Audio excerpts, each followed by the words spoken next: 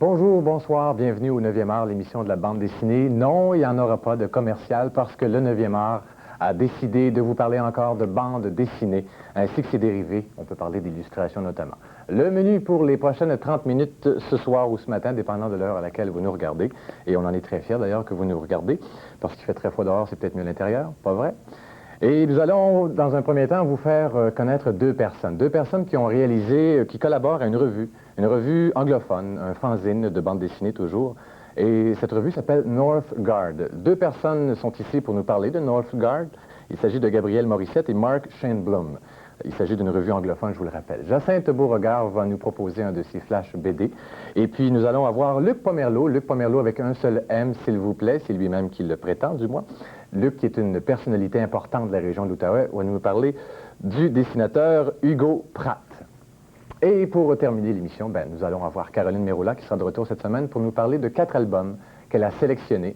Et pour nous en parler plus en profondeur, ça va aller vers la fin de l'émission. On va vous revenir aussi avec l'adresse à laquelle vous pouvez nous joindre ici au 9e art, ainsi qu'un numéro de téléphone pour vos commentaires et les suggestions de chroniques et de contenu de chroniques. Alors, c'est le menu pour les 30 prochaines minutes. J'espère que vous allez rester avec nous si vous voulez en savoir encore plus sur la bande dessinée.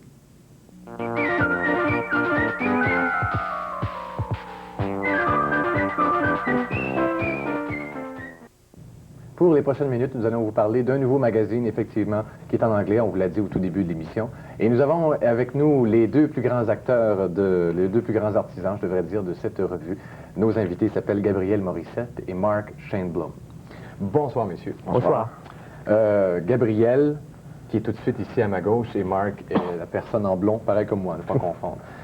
Mes chers amis, vous allez me dire, par exemple, en premier, la revue, le Northgard, c'est le nom du héros et qui fait partie de votre revue qui s'appelle New Triumph. Oui. OK. Depuis combien de temps ça existe, le New Triumph? Essentiellement, la date de naissance officielle, c'est le 29 septembre 1984, quand on l'a lancé à Toronto. Et ça fait un peu plus d'1 an. À peu près, oui. Donc, est-ce qu'on peut dire que ça va bien? Vous publiez encore? Oui, on publie toujours. À tous les on mois. a sauté un numéro, par exemple, mais on publie toujours. Vous publiez à tous les 2 mois, 3 mois? Pour l'instant, tous les 3 mois. C'est une question d'accélérer notre production. Gabriel ou Mark, d'où vous est venue l'idée de faire cette revue-là? Essentiellement, c'est le Northgard.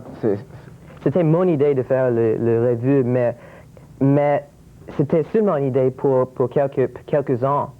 Mais quand j'ai rencontré Gabriel Morissette et Jeff Isherwood et quelques autres artistes à Montréal, c'était... Mark a découvert à un moment donné qu'il y avait une certaine quantité de personnes à Montréal qui faisaient de la bande dessinée. Qui pouvaient en faire. Puis donc, il y avait un besoin pour faire quelque chose. Okay. Alors, comme Mark avait une idée qui germait, alors on a décidé d'en faire quelque chose. Et finalement, vous avez... Mark a créé la compagnie qui s'appelle Matrix, qui publie New Triumph. Et qui met en vedette Northgard. OK. Northgard, c'est un personnage qui est dessiné par toi. C'est une série qui est dessinée par toi, mais scénarisée par Mark. Oui, c'est OK. De quoi ça a l'air brièvement, New Triumph? C'est une revue qui est en couleur, en noir et blanc. C'est le format comic book qu'on voit traditionnellement. Marvel, DC, en noir et blanc. C'est en noir et blanc à l'intérieur. C'est en noir et blanc. Mais la couverture est en couleur. Oui. OK. Vous êtes 2 personnes, surtout, ou plusieurs à travailler dans cette revue-là? Mais on prend la technique américaine de production, c'est-à-dire qu'on sépare les fonctions, ce qui permet d'accélérer la production. Donc, il y a un scénariste, il y a un dessinateur, maintenant il y a un encreur, il y a un lettreur. Si on serait en couleur, il y aurait un coloriste. Un jour, peut-être. Il y a aussi quelqu'un d'autre qui fait une autre série pour nous, qui s'appelle The Jam. Qui est dans la même revue, qui est dans New Triumph. C'est ça. Et il fait aussi une autre revue qui s'appelle Mackenzie Queen. Il s'appelle Bernie Moreau. Bernie Moreau travaille pour vous et pour une autre revue aussi en même temps. C'est ça. Qui est publié par Matrix. Mais là, si je comprends bien, il y a autant d'anglophones que de francophones dans votre équipe. Oui, c'est à peu près 50-50. Comment ça se passe de travailler avec 2 cultures, 2 langues? Nous avons une culture. Vous vous battez jamais. Oui, mais pas, pas la télévision. Non, Pas sur le sujet de culture. on se prend pas pour des questions de langage. On se bat pour la question que lui met trop de texte, puis moi, je mets pas assez de place pour son texte. Nous avons la même culture. C'est la culture de la BD. OK. Ouais. Américaine, finalement. Américaine Okay. Mais pourquoi une revue en anglais? Mais au Québec, même au Canada, la bande dessinée anglophone est virtuellement non existante. Il y avait un besoin de quelqu'un, alors plutôt que de voir nos talents s'expatrier aux États-Unis comme au cinéma, comme en musique, pourquoi pas faire quelque chose ici? Oui, comme presque tout. Mais dites-moi, c'est une revue qui parle quand même beaucoup du Québec, ça exporte le Québec, ça vend le Québec, ça parle du Québec, ça se Oui, passe au oui, Québec. effectivement. Bien sûr. Par rapport à une bande dessinée américaine qui est publiée par Marvel, qui est supposément canadienne, le Québec qu'il y a dans notre garde est tout à fait réaliste.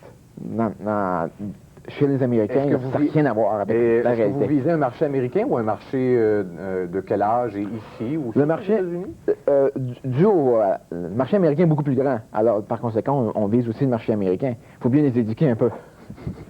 J'aime. Mais comment vous êtes distribué pour le moment? Il y a des marchands spécialistes aux bandes dessinées. Il y a des distributeurs et des marchands qui spécialisés aux bandes dessinées. Qui sont indépendants. Qui sont indépendants, oui. C'est le marché direct. Okay. C'est pour un marché un peu plus, je sais pas le mot, plus spécialisé. Plus adulte, plus... C'est ça, habituellement, on trouve toujours au lieu d'être des gens de 10, 12, 13, 14 ans qui lisent ça va être plutôt entre 16 et 25, 26 ans. Et le prix de la revue, c'est... C'est plus haut que... C'est plus haut, évidemment, que 75 parce que le marché est plus petit. Okay. Alors, Northgard... Mais à ce moment-là, vous vous financez comment, en général? Avez-vous des subventions? Seulement, est-ce qu'il y a de la publicité dans Northgard? Oui, il y a de la publicité dans Northgard. On fait des annonces pour des magasins qui vendent de la bande dessinée. Mais il y a aussi il y a aussi les revenus de la vente elle-même. Puis, éventuellement...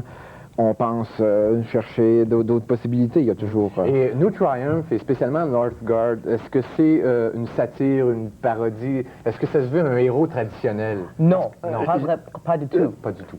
Enfin, si on peut le cerner, je dirais que Northgard, c'est avant tout une tragédie. Il est moderne. Oui. Oui.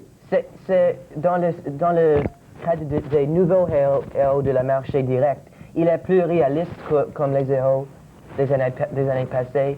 Il est un peu plus... Il y a des aspects d'une satire, mais... c'est pas fondamentalement une satire. Non. Northgard est un grand amateur des comics. Il lisait les comics et quand quelqu'un lui donne la possibilité de devenir un super-héros. Oui. Est-ce que c'est un peu ta vie que tu racontes un peu? Oui. C'est un peu biographique, mais... C'est dangereux de faire trop de ça dans le magazine. Mais avez-vous l'intention de varier un peu les genres dans New Triumph? Avec Jam, qui est sans doute pas pareil Non. Dans un sens, Jam, c'est l'autre côté de la médaille. C'est aussi un personnage qui est un super-héros pour le plaisir, mais il est complètement ma boule. Où est-ce qu'on le trouve à peu près dans tous les kiosques? Non, on trouve ça dans les magasins de vente directe. Il y en a... on peut le trouver dans les... 8 ici à Montréal, dont on taira le nom pour des raisons non publicitaires. Non, tu peux le faire pareil. Mais pensez-vous qu'éventuellement la distribution va s'élargir un peu? Un peu, mais le problème est que Northgard est plus adulte que les magazines comme Superman ou Captain America ou quelque chose comme ça.